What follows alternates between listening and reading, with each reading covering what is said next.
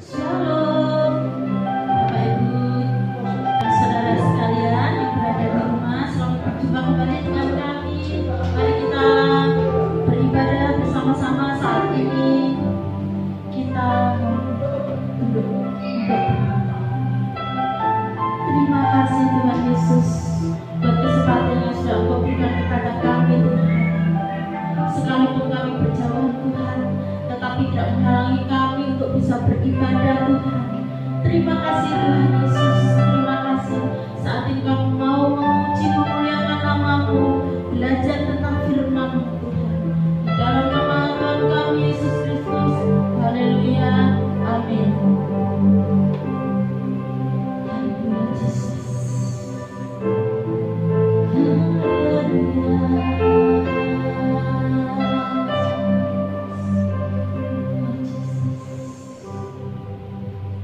di setiap persoalan Kau turut bekerja, mendatangkan kebaikan bagi hidupku.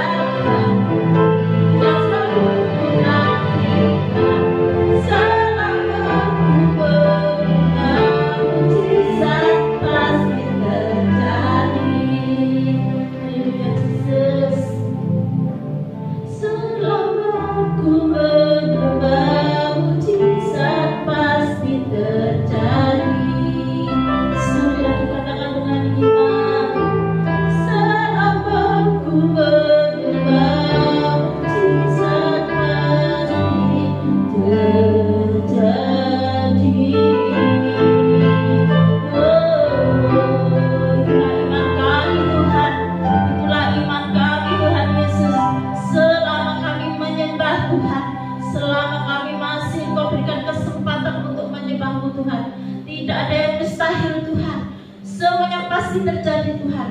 Badai pasti berlalu. Engkau adalah Allah yang hidup, Allah yang berkuasa. Terima kasih Tuhan Yesus. Saatnya kami akan menerima pemberitaan firman Tuhan. Berkati kami semua Tuhan. Jadikan kami sebagai murid untuk bisa menerima pemberitaan firman-Mu ini Tuhan. Di dalam nama Tuhan kami Yesus Kristus yang sudah siap untuk menerima pemberitaan firman Tuhan. Bersama-sama katakan, amin. Shalom Bapak Ibu, Saudara-saudara yang kekasih, yang saat ini Bapak Ibu tinggal di rumah masing-masing. Selamat malam, selamat kita berjumpa kembali di saat kita mendengarkan renungan firman Tuhan di tengah minggu di mana kita beribadah hari Rabu. Sekalipun kita tidak bisa beribadah berkumpul di gereja karena wabah COVID-19, tapi kami bersyukur kepada Tuhan ketika jemaat Tuhan masih punya waktu untuk mendengarkan renungan firman Tuhan di hari yang berbahagia ini. Puji nama Tuhan, jemaat Tuhan yang kekasih, mari kita akan belajar bersama-sama renungan firman Tuhan, di mana malam hari ini saya akan memberikan judul firman Tuhan, menjadi keluarga yang bahagia dan diberkati. Puji nama Tuhan, Bapak Ibu Saudara yang kekasih, berbicara tentang sebuah keluarga. Jemaat Tuhan yang kekasih, hari-hari ini kita sedang dihadapkan dengan wabah COVID-19 di mana seluruh dunia menganjurkan untuk seluruh masyarakat tidak keluar dari rumah. Dan ini Tuhan punya rencana yang sangat indah, di mana Tuhan inginkan dengan adanya wabah COVID-19, keluarga, suami yang tadinya bekerja di luar kota, yang tadinya bekerja di beberapa daerah, sekarang ini harus pulang bersama-sama dengan istri dan anak-anaknya. Bahkan pemerintah menganjurkan dilarang untuk keluar. Jadi kita harus berada di dalam rumah kita masing-masing. Seperti apa yang kita alami saat-saat ini, di mana seluruh keluarga berkumpul kembali. Istri, suami, anak-anak boleh bersama-sama tinggal di dalam sebuah keluarga yang berbahagia. Sebab itu pada malam hari ini saya ingin berbicara tentang keluarga. Keluarga adalah sebuah komunitas kecil, di mana komunitas kecil ini hidup bermasyarakat, dan kita mempunyai tujuan. Untuk apa Tuhan membentuk keluarga di tengah-tengah masyarakat? Jemaat Tuhan yang kekasih, dengan adanya keluarga di tengah-tengah masyarakat, maka Tuhan inginkan agar keluarga bisa menjadi berkat di tengah-tengah masyarakat kita. Nah, jemaat Tuhan yang kekasih, kita melihat berapa banyak di antara keluarga-keluarga yang tercerai-berai. Suami mulai mempunyai will, sehingga keluarga ini tidak bisa berbahagia karena kesibukan pekerjaan. Suami pulang larut malam. Ini saya berbicara sebelum COVID-19. Banyak suami-suami yang bekerja di luar kota, bahkan pulangnya larut malam. Apa yang mengakibatkan keluarga ini tidak mempunyai hubungan yang harmonis? Antara suami istri tidak pernah berbicara dengan baik. Bahkan akhir-akhir ini sering terjadi pertengkaran, perbedaan paham antara suami dan istri. Dikarenakan apa? Suami ini nggak pernah pulang, Bapak Ibu Saudara yang kekasih. Apalagi mereka yang kerja di luar kota, pulangnya sebulan sekali. Jemaat Tuhan yang kekasih, kita tidak tahu selama 1 bulan apa yang terjadi di luar kota. Sebagai seorang suami bekerja, Apalagi di tempat pekerjaannya banyak wanita-wanita cantik. Nah, inilah yang menyebabkan keluarga ini menjadi sesuatu yang tidak bahagia. Keluarga ini merupakan sesuatu yang mungkin secara manusia orang berkata, hidup di tengah-tengah keluarga seperti di neraka. Nggak ada damai sejahtera, nggak ada kebahagiaan di tengah-tengah keluarga. Jemaat Tuhan yang kekasih, malam hari ini kita mau belajar bagaimana agar keluarga kita diberkati oleh Tuhan. Bagaimana agar keluarga kita bisa bahagia. Berbicara tentang kebahagiaan dalam keluarga, itu dibutuhkan sesuatu hal yang penting. Ada 3 hal yang perlu kita perhatikan di dalam membentuk satu keluarga yang berbahagia dan diberkati Tuhan. Yang pertama adalah Tuhan itu hadir dalam keluarga kita. Yang kedua adalah keluarga yang harmonis. Dan yang ketiga adalah keluarga yang berperan dan berfungsi dengan baik.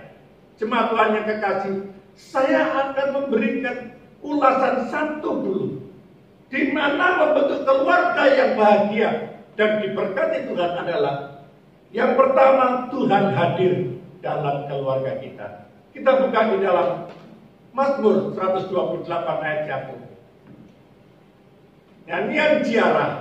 Berbahagialah setiap orang yang takut akan Tuhan, yang hidup menurut jalan yang ditunjukkannya. Nah, jemaat Tuhan yang kekasih, Tuhan hadir di tengah keluarga kita. Itu membuktikan bahwa keluarga ini punya rasa takut kepada Tuhan. Jemaat Tuhan yang kekasih, ketika Daud dia berdoa kepada Tuhan, aku ingin membangunkan sebuah rumah bagi Tuhan. Dan Tuhan berkata, jangan. Bukan kamu yang membuatkan rumah, tetapi aku yang memberikan rumah bagi Daud. Itu terdapat di dalam 1 Tawarik 17 ayat yang keempat bagian C. 1 Tawarik 17 ayat yang keempat bagian C dikatakan, bukankah engkau akan menghadirkan rumah bagiku untuk didiami? Jemaat Tuhan yang kekasih, ini menunjukkan bahwa bukan Daud yang ingin membuat kata keluarga, di mana keluarga itu tinggal di dalam sebuah rumah. Jemaat Tuhan yang kekasih, rumah itu adalah orang keluarga yang tinggal di dalam rumah. Tetapi rumah yang kita tinggali itu tidak lebih penting dari keluarga. Artinya apa? Keluarga ini adalah rumah yang kekal. Dan di mana keluarga itu berada, istri, suami, anak-anak kumpul bersama di dalam rumah tangga, itulah yang namanya kebahagiaan dalam sebuah keluarga. Sebab itu, sebagai orang-orang yang percaya kepada Tuhan, kita sebagai kepala keluarga, khususnya seorang suami, kita sebagai imam di dalam keluarga kita, yang membawa anak-anak dan istri kita dalam sebuah mezbah doa. Di mana ketika kita membuat mezbah doa, disitulah Tuhan hadir. Ketika Tuhan hadir di tengah-tengah keluarga dan rumah tangga kita, maka kami percaya kehadiran Tuhan ini berdampak, berbuahkan sesuatu positif, kebahagiaan dalam keluarga, berdampak positif. Benar-benar keluarga kita mendapatkan satu kebahagiaan, dan bukan hanya kebahagiaan, tetapi berkat Tuhan juga dicurahkan di tengah-tengah keluarga yang berbahagia. Jemaat Tuhan yang kekasih, memang tidak mudah membentuk sebuah keluarga yang berbahagia dan diberkati Tuhan.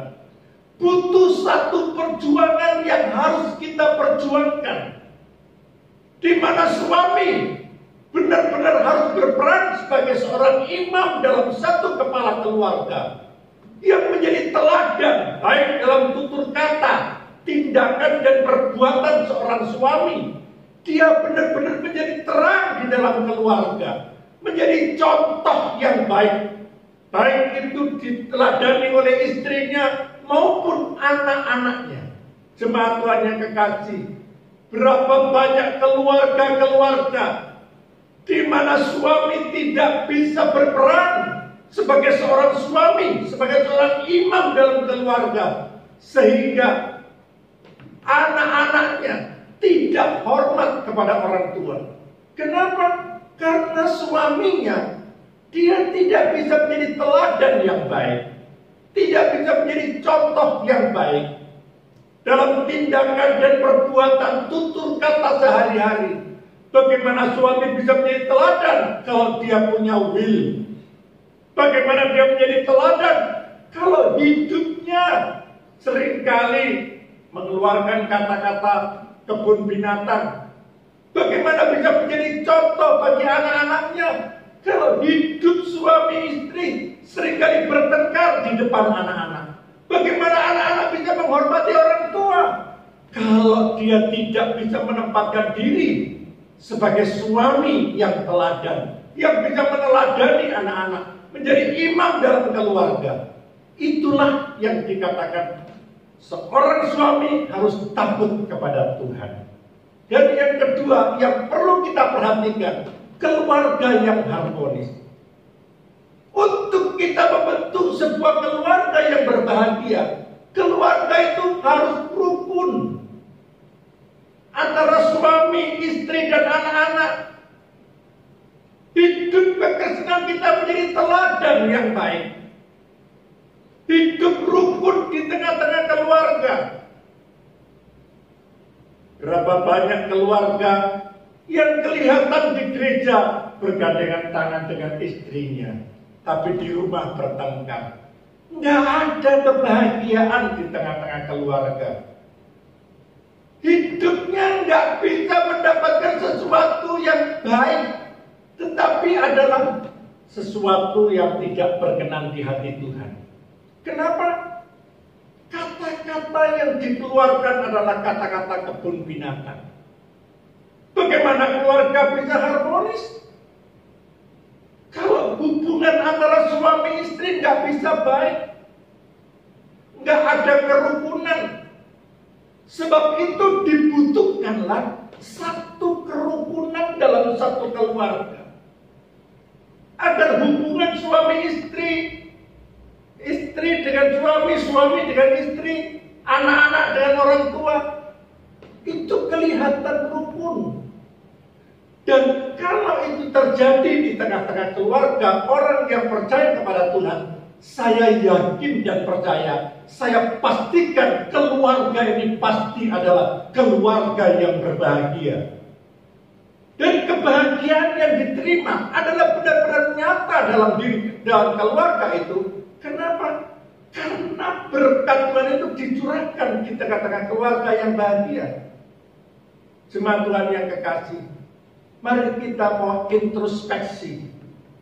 Apakah keluarga kita saat ini belum mendapatkan satu kebahagiaan? Mari kita introspeksi. Mungkin hubungan suami istri, anak dengan orang tua yang tidak ada kecocokan, nggak ada kerukunan di tengah-tengah keluarga. Mari kita introspeksi, baik suami dan istri dan anak-anak, agar keluarga kita benar-benar boleh menjadi berkat bagi orang luar, boleh menjadi teladan, sehingga kekristenan kita ini bukan sekedar sebagai orang-orang yang percaya kepada Tuhan, tapi keluarga kita ini menjadi contoh di tengah masyarakat, khususnya di masyarakat Jombang. Jemaat Tuhan yang kekasih, dalam kerukunan rumah tangga ini dibutuhkan satu pengertian dan pemahaman. Bagaimana suami dan istri dia mau memahami dan mengerti. Seringkali suami mau menang sendiri. Jujur saya katakan, seringkali sebagai seorang laki-laki Kita mau kalau bisa aku yang menang. Segala sesuatunya aku. Tetapi dalam satu keluarga yang bahagia, kalau ada kerukunan dalam kehidupan keluarga, suami harus mau memahami kekurangan istri. Istri harus mau mengerti kekurangan suami. Tidak ada seorang pun yang sempurna di dunia ini. Kenapa? Karena dua pribadi yang berbeda. Dua pribadi yang punya latar belakang keluarga yang berbeda. Yang satu dari keturunan keluarga yang kaya raya. Yang satu dari keturunan keluarga yang sederhana. Pada saat kedua keluarga ini, dia hidup bersama-sama dengan keluarganya. Di mana masing-masing ini mempunyai cara mendidik yang berbeda. Orang tuanya mendidiknya berbeda. Mungkin dia mendidik dengan kasih. Sehingga istri ini punya lemah lembut, kelemah lembutan. Suami ketika kedua orang tuanya bertengkar, anak laki-lakinya dengan keras dia memerintahkan sesuatu. Sehingga apa?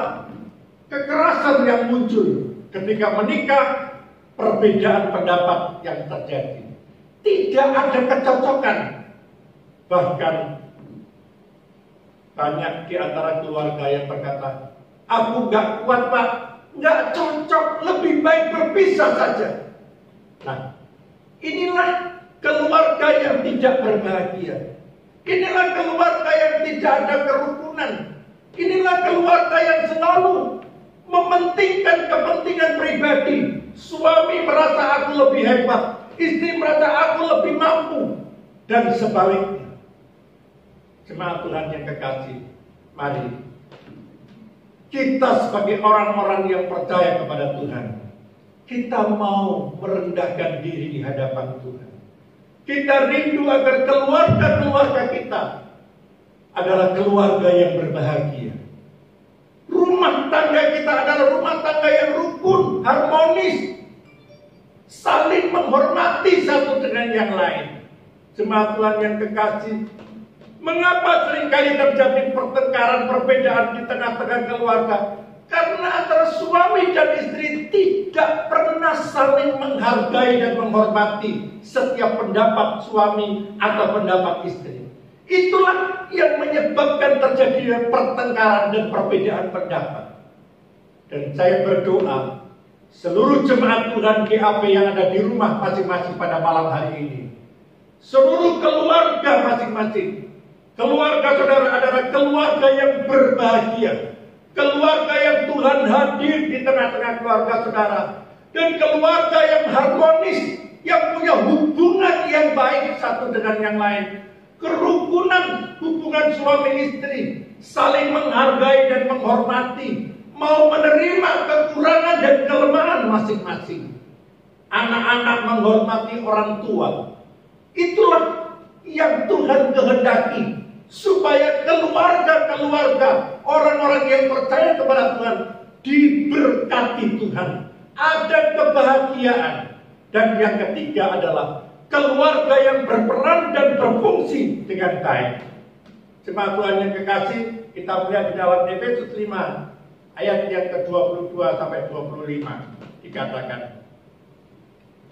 hai istri, tunduklah kepada suamimu seperti kepada Tuhan.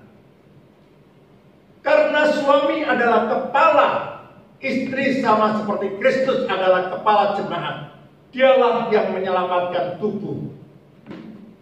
Karena itu sebagaimana jemaat tunduk kepada Kristus, demikian jugalah istri kepada suami dalam segala sesuatu. Hai suami, kasihilah istrimu sebagaimana Kristus telah mengasihi jemaat dan telah menyerahkan dirinya baginya. Saudara-saudaraku yang kekasih, jemaat Tuhan yang ada di rumah kita masing-masing, untuk membentuk dalam satu keluarga yang berbahagia dan diberkati Tuhan, yang pertama, hadirkan Tuhan di tengah-tengah keluarga. Yang kedua, ada satu keharmonisan, hubungan yang baik, rukun satu dengan yang lain, saling menghargai dan menghormati.